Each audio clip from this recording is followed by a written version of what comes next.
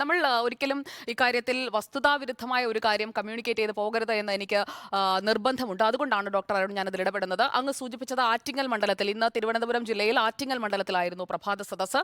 പരിപാടി നടന്നത് ആറ്റിങ്ങൽ പൂജ കൺവെൻഷൻ സെന്ററിലാണ്. ആ പ്രഭാത യോഗത്തിൽ ഉയർന്ന ആശയങ്ങൾ, അത് ആശയ രൂപീകരണം നല്ലതാണ്, നമ്മളിങ്ങനെ വട്ടത്തിലിരുന്ന് ചർച്ച ചെയ്യുന്നത് നല്ലതാണ്. പക്ഷേ അത് ഇതുവരെ ഉയരാത്ത നൂതനമായ ആശയങ്ങളാകുമ്പോഴാണ് അതിന്മേൽ നടക്കുന്ന ചർച്ചയ്ക്ക് ഒരു പ്രാധാന്യം ലഭിക്കുക. ഇതിൽ ഉയർന്ന ചില നിർദ്ദേശങ്ങൾ, തൊഴിൽ മേഖലയിൽ സർക്കാർ നടത്തുന്ന ഇടപെടലുകൾ ഇങ്ങനെ പുകഴ്ത്താനുള്ള സദസ്സല്ല അത്. പ്രഭാത സദസ്സ് എന്ന് പറയുന്നത് ആശയങ്ങൾ കേൾക്കാനും നൂതനമായ ആശയങ്ങൾ അവതരിപ്പിക്കാനും ചർച്ച ചെയ്യാനുമുള്ളതാണെങ്കിൽ അവിടെ പുകഴ്ത്തലല്ല നടക്കേണ്ടത്. ഇത് പിണറായി വിജയനെ പുകഴ്ത്തുന്നതിനായി കുറെ പേരെ കൊണ്ടുവന്നിരുത്തുന്നത് പോലെയുള്ള ചർച്ചയായി മാറിയിട്ടുണ്ട്. അതൊരു വസ്തുതയാണ്. കൂടുതൽ അതുപോലെ തന്നെ ഡയാലിസിസ് രോഗികൾക്കുള്ള സൗജന്യ ഡയാലിസിസ്, അതൊക്കെ നിവേദനങ്ങളിൽ വരുന്ന കാര്യമാണ്. അതും ഈ പ്രഭാത സദസ് വഴിയാണ് വരുന്നത്. KSEB മുഖേന നടത്തുന്ന സൗര പദ്ധതിയുടെ ഗ്രിഡുകൾ അപ്ഗ്രേഡ് ചെയ്യുക, ഇങ്ങനെ വളരെ സാങ്കേതികമായി തന്നെയാണ് ഈ കാര്യങ്ങളെല്ലാം ഈ യോഗത്തിൽ അവതരിപ്പിച്ചിരിക്കുന്നത്. പിന്നെ സിനിമാ മേഖലയിൽ നിലനിൽക്കുന്ന നികുതികൾ, വിനോദ ഞാൻ ചോദിക്കുന്നത് ആറ്റിങ്ങലിനെ അല്ലെങ്കിൽ തിരുവനന്തപുരത്തെ ബാധിക്കുന്ന എന്തൊക്കെ പ്രശ്നങ്ങളാണ് പ്രഭാത സദസ്സ് വന്നത്? ഒന്നും വന്നിട്ടില്ല. എന്ത് പ്രഭാത സദസ്സാണിത്? ഭക്ഷണം കഴിക്കാനല്ലത്.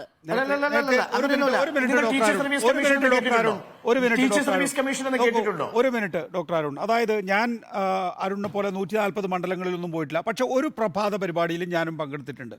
ആരാണ് ഈ പൗരപ്രമുഖർ? ഈ പൗരപ്രമുഖർ എന്ന് പറയുന്ന വ്യാഖ്യാനം എനിക്ക് തോന്നുന്നത് വല്ലാതെ തെറ്റിദ്ധരിക്കപ്പെട്ടിട്ടുണ്ട് എന്നാണ് കരുതുന്നത്. നോക്കൂ, സാധാരണ ജനങ്ങളുടെ പ്രതിനിധികളാണ് അവിടെ വരുന്നത്. ഭിന്നശേഷിക്കാരുടെ, പലതരം രോഗാവസ്ഥയുള്ളവരുടെ, പലതരത്തിലുള്ള പ്രശ്നങ്ങൾ അഭിമുഖീകരിക്കുന്നവരുടെ, തൊഴിലാളി സംഘടനകളുടെ, ഇവരുടെയൊക്കെ ഒരു പ്രതിനിധികളാണ് വരുന്നത്. സാധാരണ പ്രശ്നങ്ങളാണ് അവിടെ ചർച്ച ചെയ്യുന്നത്.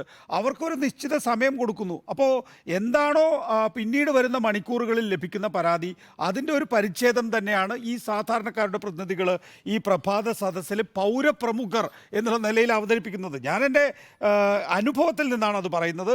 ബാക്കി അനുഭവം എന്താണെന്നുള്ളത് ഡോക്ടർ അരുണിന് വിശദീകരിക്കാവുന്നതാണ്. നേരത്തെ ഉണ്ണി ബാലകൃഷ്ണൻ ചൂണ്ടിക്കാണിച്ചിട്ടുള്ള കാര്യങ്ങളിൽ ഒന്ന് രണ്ട് കാര്യങ്ങൾ പൂർത്തിയാക്കാൻ പറഞ്ഞോളൂ അരുൺ. അല്ലല്ല, ഞാൻ നേരത്തെ സൂചിപ്പിച്ചത്, ഞാൻ ഈ ഓരോന്നിലും ഇന്നോവേറ്റീവ് ആയിട്ടുള്ള ഐഡിയാസ് കുറിച്ചെടുത്തിട്ടുണ്ട്. അതിൽ ഇതുവരെ ഇല്ലാതിരുന്ന കാര്യങ്ങൾ, ഞാൻ തന്നെ പ്രാഥമികമായ നിരീക്ഷണത്തിൽ പോലും ഒരു 10-30 പ്രധാനപ്പെട്ട ആശയങ്ങൾ ഇക്കഴിഞ്ഞ ദിവസങ്ങളിൽ നിന്ന് ക്രോഡീകരിക്കാൻ എനിക്ക് തന്നെ സാധിച്ചിട്ടുണ്ട്. അതൊരു രാഷ്ട്രീയ വിദ്യാർത്ഥി എന്ന നിലയിൽ ക്രോഡീകരിച്ച ആശയങ്ങളാണ്. അതുകൊണ്ട് ഇത് പൂർണ്ണമായും വാഴ്ത്തുപാട്ടുകളാണ് എന്നൊക്കെ പറയുന്നത് അതിനെക്കുറിച്ചുള്ള ധാരണയില്ലായ്മ കൊണ്ടാണ്. അതാണ് ഞാൻ പറഞ്ഞത്. ഇന്നത്തെ ദിവസത്തെ ആറ്റിങ്ങലിലെ കാര്യം മാത്രത്തിൽ പറഞ്ഞത് 3 പ്രധാനപ്പെട്ട ആശയങ്ങളെങ്കിലും നമുക്ക് ഈ വിഷയത്തിൽ ചൂണ്ടിക്കാണിക്കാൻ സാധിക്കും. അങ്ങനെയാണ് മുന്നോട്ട് പോവുക. ജനങ്ങളിൽ നിന്ന് ആശയം സ്വീകരിക്കുമ്പോൾ എല്ലാവരും ആശയമായി വന്ന് 12 ആശയങ്ങൾ കൊടുക്കുക, നാളെ രാവിലെ നടപ്പിലാക്കുക എന്നുള്ളതല്ല. അതിനോട് അനുകൂലമായി പ്രതികരിച്ചവരുണ്ട്, പ്രതികൂലമായി സംസാരിക്കുന്നവരുണ്ടാവും. ഇത് പോരാ എന്ന് പറഞ്ഞവരാണ് അധികം ആളുകൾ.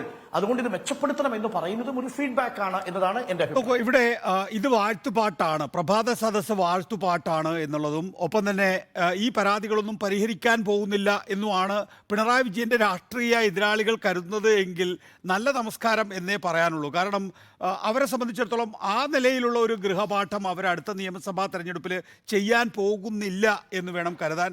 അത് അഡ്വാൻറ്റേജ് പിണറായി എന്നുള്ള ഒരു സിറ്റുവേഷൻ ഉണ്ടാക്കും, അഡ്വാൻറ്റേജ് CPM എന്നുള്ള സ്ഥിതി.